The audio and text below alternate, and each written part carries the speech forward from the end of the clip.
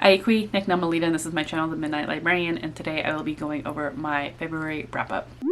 Actually, let me just start off by going, if there's any weird noise at all or something ends up happening, my apologies. We are going through a winter storm right now.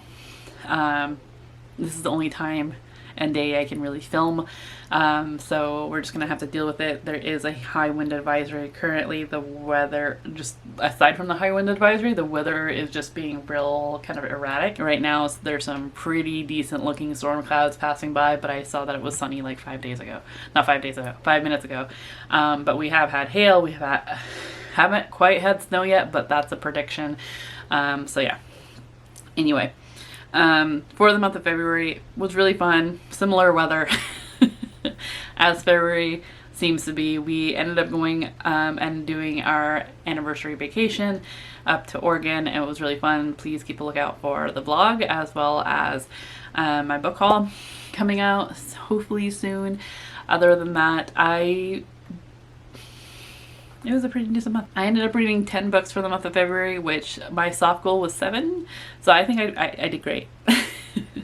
If you don't know, I do a soft goal for the month of how many books I would like to read for the month. I don't let you know because then it's no longer a soft goal, it's a mandatory. And I don't need that kind of pressure. So for February, because it is a smaller month, I guess shorter month, not necessarily smaller, I had only put 7 books, as well as because we were going on vacation, I didn't think I'd have enough time to read anything. But I hit 10, so I was pretty happy about it. Admittedly, as soon as I hit 10 again this month, like I did for January, I kind of wanted to try to reach 11, and that just didn't end up happening, which is fine. I'm still happy with 10. I will say though that for my Pokemon cards choose my TBR for the month of February, this video here, yeah, my mood reading, I am ultimately a mood reader at heart, and like that's basically what my mood read had told me to do, was take that TBR and yeet it out the window. So there was only 3 books that I think I completed for the books for my February chooses my TBR, which is still fine. Like I said, I'm a mood reader, so I did have to adjust some things to be able to fit other goals in, but let's go ahead and look at what my stats are for February. So like I said, I was able to read 10 books, which equates to 2,115 pages and 70.97 hours listened to. I know that Spotify is currently under scrutiny because of their terms of service contracts recently, but I will say that they should start taking a look at that, because there's no way that 15 hours is going to complete me or compete comparably to like credits like Libro has. So anyway, let's go into genres. So I did have 5 contemporary, 1 fantasy, 2 historical, 1 memoir, 1 nonfiction. I did have 2 nonfiction overall, and then I have 1 graphic novel, 7 novels, and 2 novellas, 9 audiobooks, and 1 physical. I knew I heavily relied on audiobooks this month, and I think, okay, that was my one disappointment for the month, is not audiobooks. I love being able to rely on audiobooks. It makes it so much easier for me. However, all of the books that I read for the month of February, I own none of them. So all these piles of books that I have around me are staying the same height. And it's gonna be a real weird Instagram photo. For acquired form, I have 5 from the library, which is great, and 3 from Libro. There's a couple there that I don't think were included. 9 of them were for adults, 1 for children's. For authors and publications, there were 2 debut authors, 5 new to me authors, and 3 that I've read from before.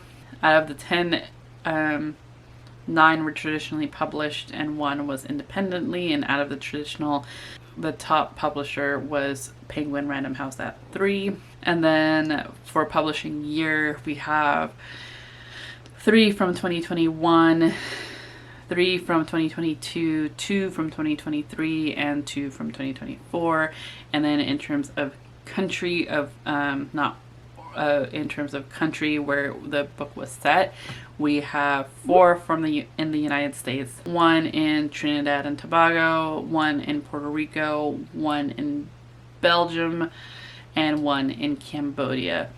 And then for ratings, I have 0 1 star, 0 2 star, 1 2.3 star, 1 2.5 star, 2 3 stars, 1 3.5 star, 2 4 star, 1 4.5 star, and 3 that are not rated. I did have 2 DNFs, which I do not count within any of the statistics, and we'll go ahead and get into those first.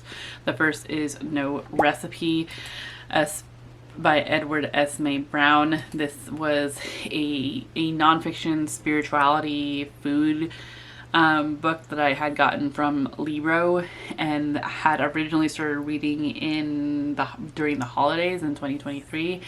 I didn't make it very far. It was not what I was expecting. Basically, we are following Edward S. May Brown, who is a renowned chef and Zen priest.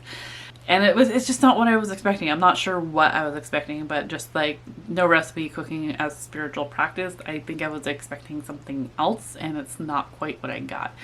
Ultimately, it became kind of a chore to listen to this book, so I didn't try again. I just decided that in February I'm cutting it off. So it's a hard DNF for me. And then the other one was Midnight is the Darkest Hour by Ashley Winstead. This was a advanced listener's copy through Libro in 2023 that I was able to download, and the only reason I can say that I was interested in it, aside from the attractive cover, is that it was a Literally Dead book club pick for 2023. But when I started listening to it, I didn't care for it. The narrator just wasn't doing it for me. I didn't like it. I think I only got a couple chapters in and was like, nah, I'm good. So I had originally paused it and put it aside, going maybe I'll get back to it later, but in the month of February I decided that, you know what, I don't want to. I'm really not that interested. The only reason why I was somewhat interested is because of the Literally Dead book club, and I honestly was a little disappointed for the picks in 2023. So yeah, decided to cut that off. Actually, before we get into the books I did read, I will say that I'm also a little behind in my personal goals in terms of I am 1 book behind in my 24 of 2024, so I wasn't able to get to one of the books in my TBR for that, as well as no book of the month book, and I don't think I read an Indigenous authored book. So it's always kind of a bummer, but hopefully I can take this in the future and do better. Okay, now let's get into the books that I did read for the month, and then I'll go over as well as they come up of which ones fit for the Pokemon Cards Chose TBR. So the first book that I read for the month of February was That Time I Got Drunk and Saved a Demon by Kimberly Lemming. This cover really attracted me. I saw this on Libro and was like, why not? It seemed perfect for the start of the month of love.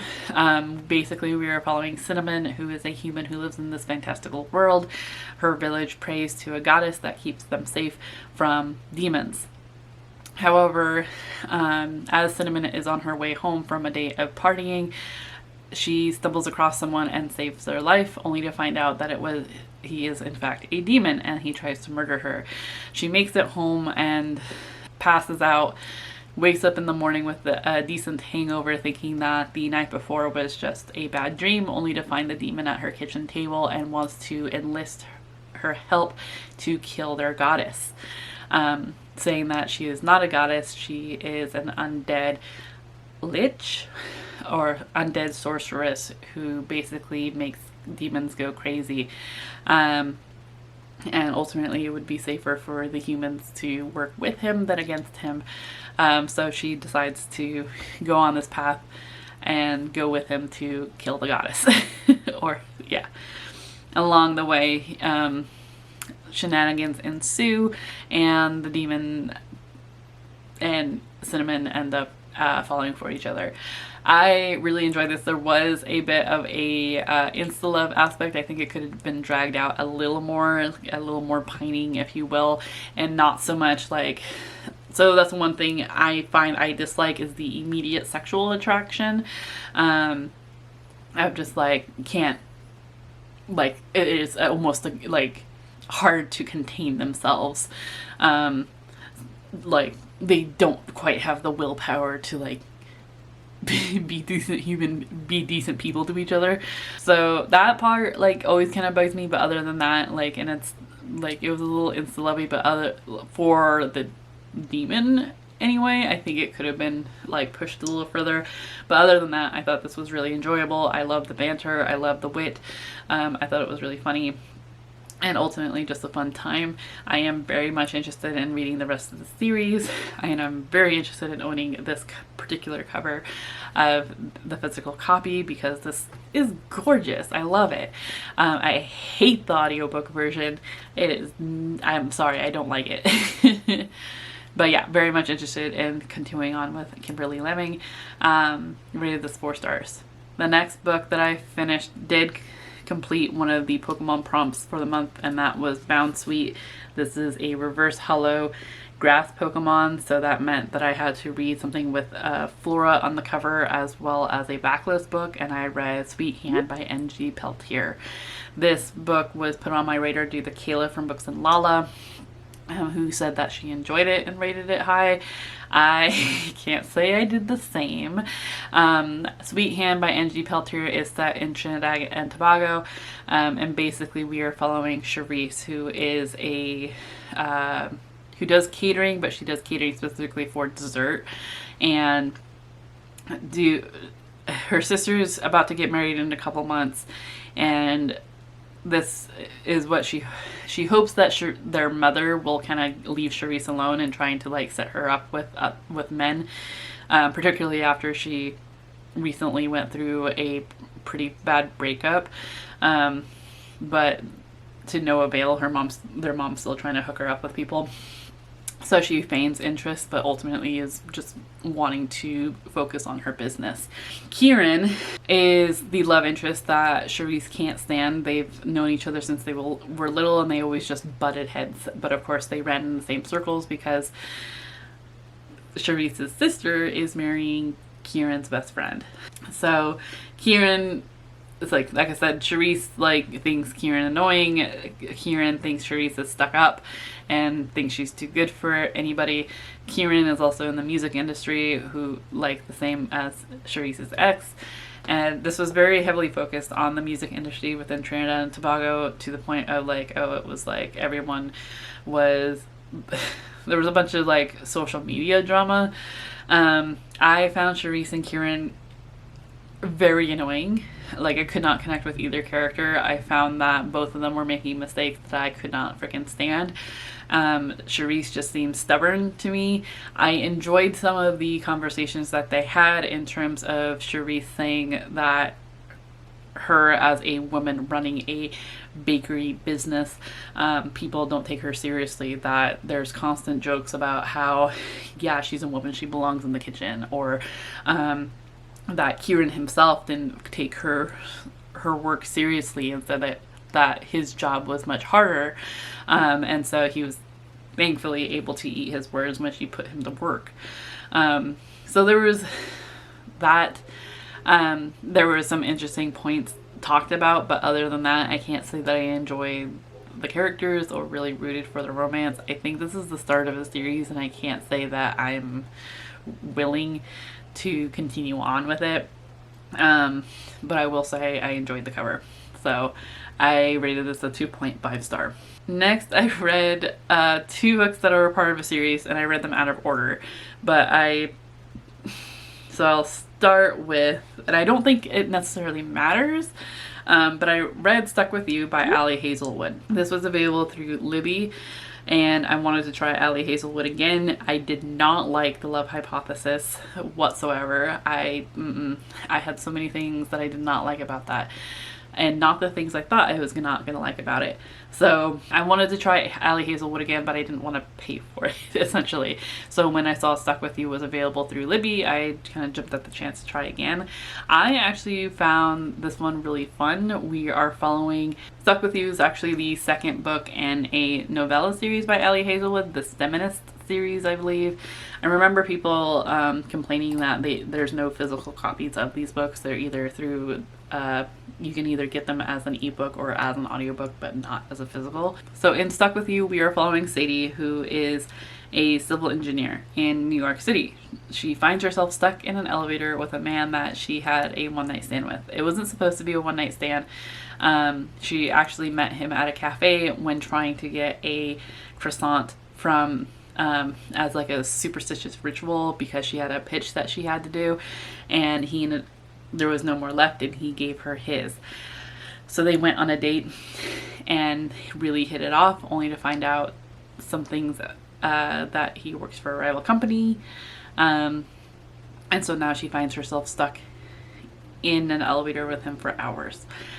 I thought this was really cute. I thought this was really sweet. It was, I will say, it was a little cringy to me that they didn't ask each other. Like, it went right into the steam scene, and I'm just like, we're really just not gonna ask if you're all clean or like everyone's safe. That was my one thing, but otherwise I thought the steamy scenes were really steamy, and I thought it was really nice. I really enjoyed it.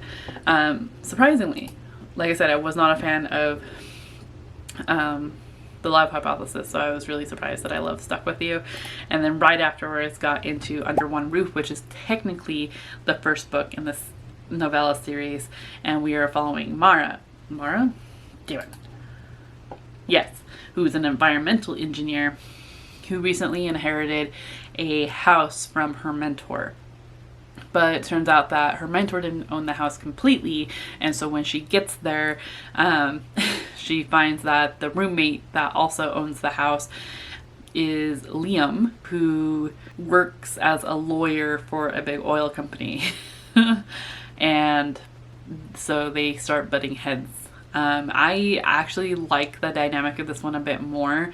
I thought there was more of a connection in terms of a relationship. I was really kind of rooting for them.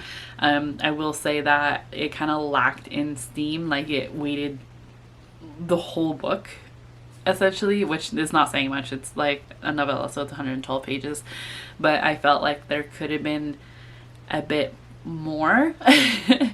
Otherwise, I thought it was really fun and witty. I really liked Mara, and I don't think it necessarily matters like which one you read first. There is a bit, I mean, kind of, there was something within the context of Stuck With You that like kind of hints at Mara's story, and that so it's like they don't necessarily happen right after the other, they overlap a little bit. So, but it's also like a romance, so you kind of know where it's going anyway, if that makes sense. So I, yeah, surprisingly liked both of them. I think equally. I think I rated them both the same. I rated Stuck With You higher because I liked the steam. I rated Under One Roof lower because of the lack of steam, but I will say that the relationship aspect felt more, it felt better to me, more connected to me. And I also enjoyed that we got to know the characters a bit better and got to know their got to see their relationship blooming a bit. I think I'm gonna change that. It's gonna be 4-star. Yeah, I like them both. So I can't wait for the next one, which is supposed to follow Hannah, who is also a woman in the STEM field. I believe works for NASA and is somewhere in the Arctic. So that one I'm still on hold for, so hopefully I can read that soon. Next, I ended up reading my only physical book. It's way over there now. Yes, I ended up, so next I read my only physical book for the month, and that was Mother of Sharks by Melissa Christina Marquez. This is a children's book gorgeous, gorgeous illustrations. This is illustrated by Devin L. Kurtz, and basically we are following this little girl who is really curious about the ocean. So this little hermit crab kind of shows her more about the ocean and takes her on this fantastical journey to see more of the ocean and how it's being affected by particularly, like, they happen to come across the shark who's stuck in a ghost net. And she saves the shark, and wants to know more about sharks. So this little hermit crab shows her more. This is bilingual, which I enjoyed. With the context of what it was, I was able to get it. So yeah, it was just cute. I really liked it. I love sharks, and this was just really cute. I did not rate this just because it's not geared towards me, but I will say I really loved it. So I thought it was really sweet, and basically like encouraged the girl to follow her dreams and learn more, and kind of really just gave her a boost of confidence, I think. It was really fun. I really enjoyed it. So next, I listened to Meat Eaters, Campfire Stories, Narrow Escapes, and More Close Calls by Steven Ranella. This is a collection of stories. I read something similar last year. I think it was also by Steven Ranella. It was called Meat Eaters, Campfire Stories. I think it was just Narrow Escapes and Close Calls. This one's just called More Close Calls, but basically, yeah, it's a collection of stories. This one in particular, Steven Ranella is the host of Meat Eater, which is a hunting fishing docu-series. Yeah, and so it has been its own entity of sorts, of like, not only is it a docu-series, but they now have like merch and they have podcasts. So through the podcast, Steven asked listeners to submit their close calls and narrow escape stories, and when people did, they kind of vetted through them and picked which ones they wanted for this book, and then reached out to the ones that they picked to get them to narrate their own story, which I think was really cool. This one, like the last one, we ended up listening to it on our vacation because Brad likes this too. And it was really, this is another one I didn't rate because it's people's stories, right? But I thought it was really intense and really interesting. Particularly in this one, we got to know more about Steve Ranella, who is the host, as well as from his kid.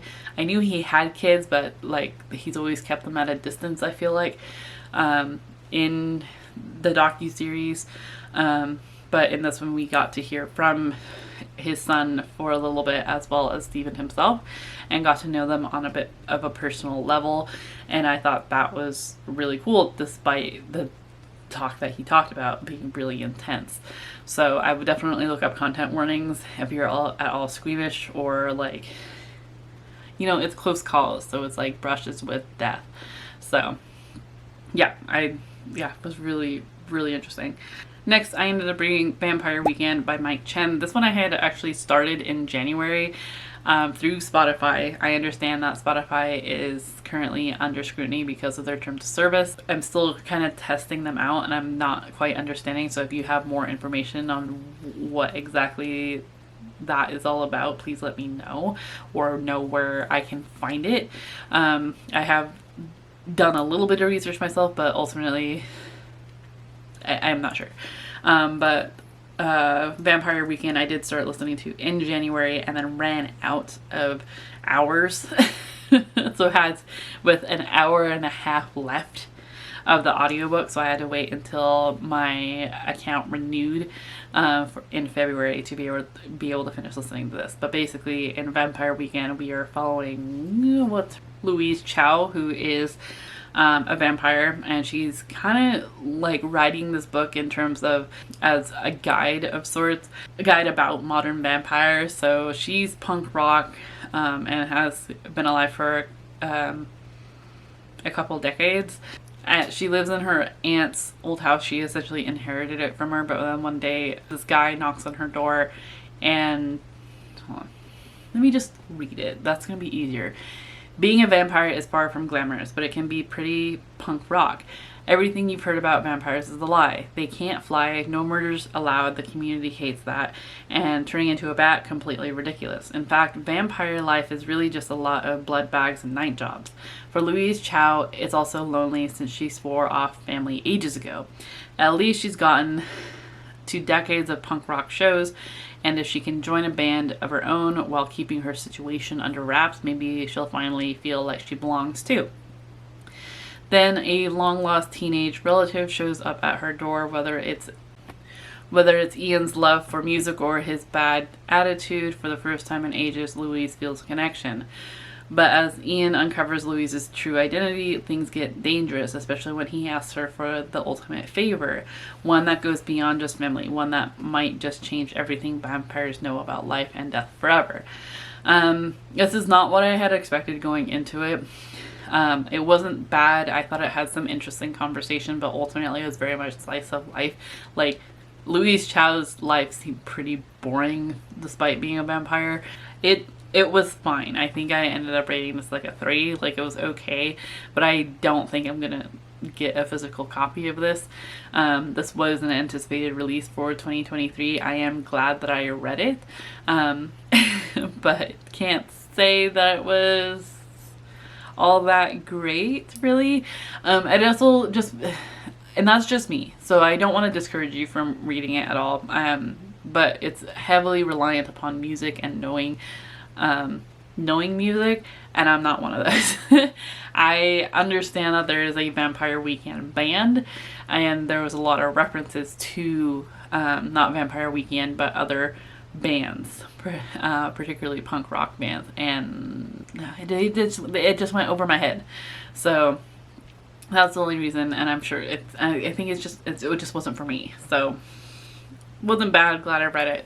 Won't be getting a physical copy. Next book I read was also completed a Pokemon TBR card, and that was for Surskit, which is to read a book with Flora on the cover because it's a grass Pokemon, and for that I read Of Women and Salt by Gabriela Garcia. This was one of my 24 of 2024 books that I had to read for the month, and basically this was an interesting story. I think it talks about a lot of issues that are still relevant and current, particularly when it comes to immigration. So we are following, but it's interesting too because it went over some things that I was not aware of, that Cuba's immigration was different. I don't think it still is different than, say, Mexico's immigration, and wasn't sure of the process. So we're following several different perspectives, and it kind of jumps around. It's not a linear timeline, but for the most part, some of the players that we're following is Jeanette, who lives in Miami, is battling addiction, and is daughter of Carmen, who is a Cuban immigrant who has basically hid everything from Jeanette. She got away from Cuba for a reason, and is tired of Jeanette's questions in terms of family and going back to Cuba. During one of Jeanette's sobriety kicks, she sees a neighbor get taken by ICE, and sees her daughter get dropped off shortly afterward with nowhere to go. So Jeanette takes her in. Carmen is still wrestling with the trauma of displacement, and must process the difficult relationship with her own mother while trying to figure out Jeanette's situation. There's just a lot of things going on, and we see politics and immigration, and it was a lot in a short amount. I liked the writing of it. It did take me a little bit to kind of put pieces together, but did ultimately enjoy it. I think I rated it a 3.5 to maybe 3.75 star. It's one of those things that, like, it taught me things, and I want to do more research on it. I managed to get this through Libby, and in the audiobook at the end there was a interview with the author, with Roxane Gay, which I thought was pretty cool, because then Gabriela Garcia got to explain that basically these all started off as like short stories, and then she kind of weaved them together, which I thought was interesting. So I don't know what else to say about that one, so my apologies. Then I ended up reading The Warm Hands of Ghosts. This one also fulfilled a Pokemon TBR. I believe it was for this Charizard. This was a full holo Charizard, and basically I got to pick a book. And I kind of did this awkwardly because like I'm still trying to figure it out, so my apologies, but I ended up choosing The Warm Hands of Ghosts. I guess technically it could have been... Oh, they're both... Okay. So yeah, both of the Charizards that I got, because I got 2 full holographics for it, are dark rather than what they would typically be, which is fire. And so I went with darker themed books, not necessarily horror.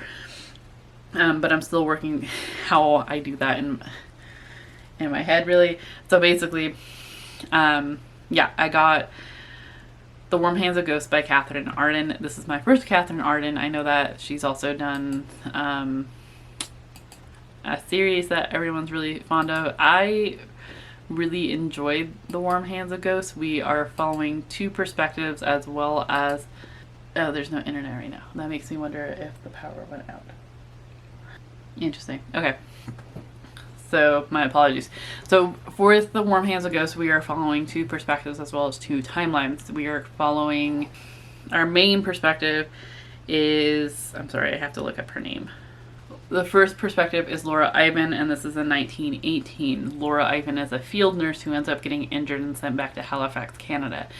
But when she receives a crate full of her brother's things, who's supposed to be fighting in the Great War, Laura Ivan has a hard time believing that he's actually gone. With rumors of someone that will... of haunted trenches and a fiddler that will take... that will... lead soldiers to the abyss, Laura ends up volunteering her services to a volunteer hospital and to get back over to Europe to figure out what happened to her brother. We are also following her brother's perspective, Freddie Ivan, and we as he navigates being stuck in a pillbox with a German soldier and the trauma that that brings, and trying to escape that harrowing situation. So I thought this was really intense. I thought it was a really interesting perspective. It made me curious about more World War I stories, really. Catherine Arden has a really interesting author's note at the end of the book that talks about the Great War and how, just kind of put into perspective how life-changing it was, not just because it was a war, but because it was a war with technology that people didn't quite understand yet. So that she implemented into this. So like airplanes were just becoming a bigger thing. The airplanes were becoming like all this new technology. It was the turn of the century. It was nuts. And the reminder that like the Great War was what influenced J.R.R. Tolkien to do the Lord of the Rings and create Middle Earth is huge. So I am very curious about learning more about World War I now, and now in particular. But for this book in particular, I really enjoyed it. I don't think it was quite a 5-star for me, but it was a 4.5, and I do want a physical copy, and I have decided that the US cover is the copy that I want.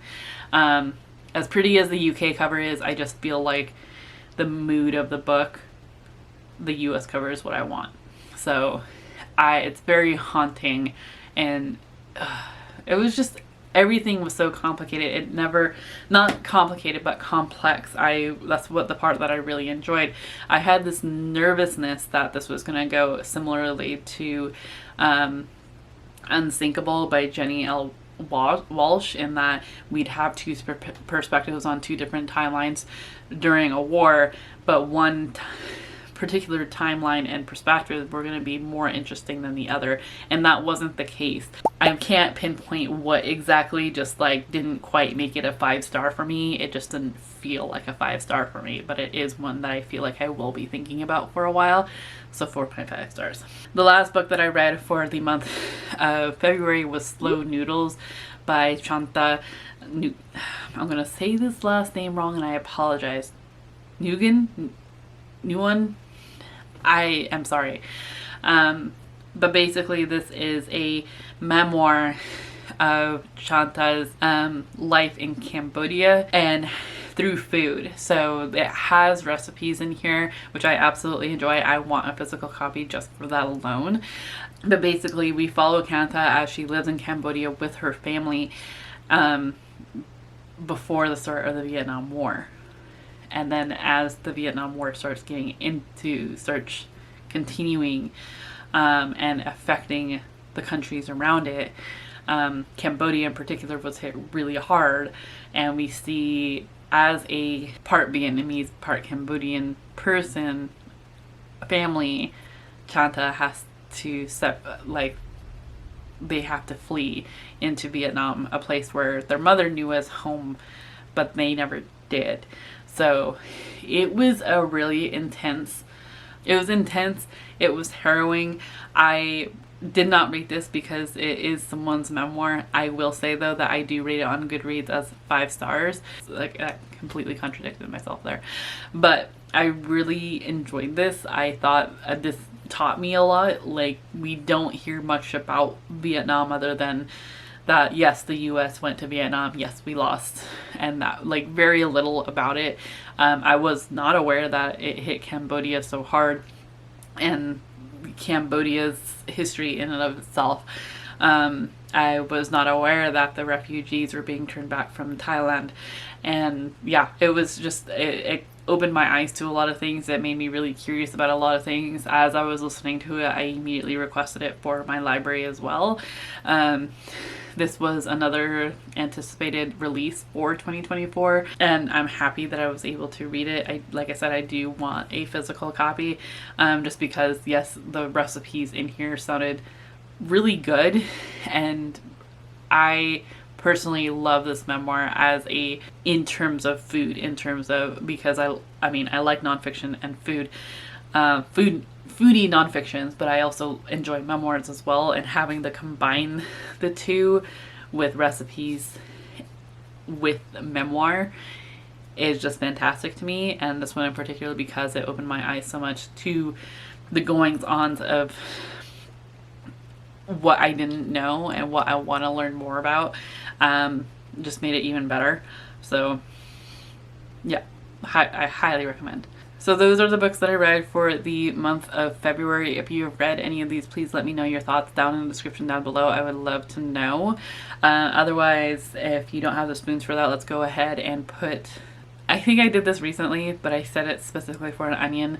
Let's go ahead and put I think there's a noodle emoji. Let's go ahead and put the bowl of noodles emoji. Otherwise, go ahead and put your favorite food.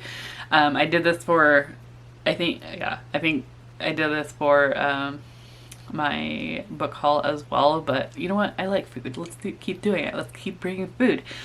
Yeah, otherwise, I hope that you were enjoying or in the mental mindset to enjoy your reading, and I will see you in another video very soon. Chew.